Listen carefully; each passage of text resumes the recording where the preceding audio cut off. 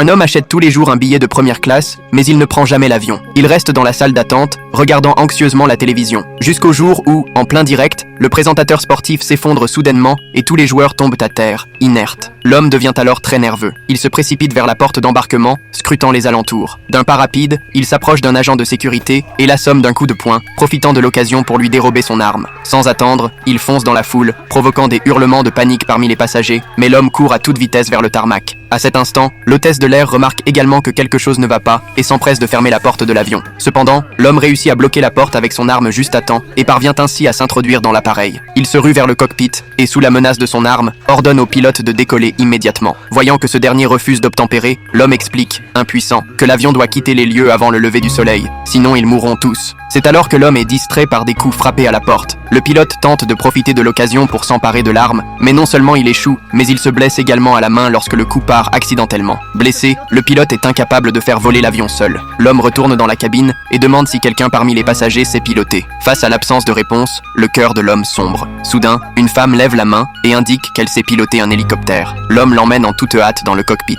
Le pilote appelle la tour de contrôle pour le décollage, mais ne reçoit aucune réponse. Il comprend alors que la balle a endommagé le système de communication. Il ne peut que guider la femme pour augmenter les gaz et faire décoller l'appareil. Alors que l'avion s'éloigne lentement du sol, l'homme ordonne au pilote de voler vers l'ouest, là où le soleil se couche. Une fois le vol stabilisé, le pilote demande ce que signifie « le lever du soleil représente la mort ». L'homme explique qu'il a accidentellement surpris une réunion secrète de hauts fonctionnaires du gouvernement. Ils ont dit que le soleil avait muté et que tout être vivant exposé à ces rayons mourrait. Il avait des doutes au début, mais lorsque tous les athlètes se sont effondrés pendant la retransmission télévisée, cela n'a fait que confirmer cette terrible réalité. Pensez-vous qu'ils réussiront à surmonter cette crise sains et saufs ?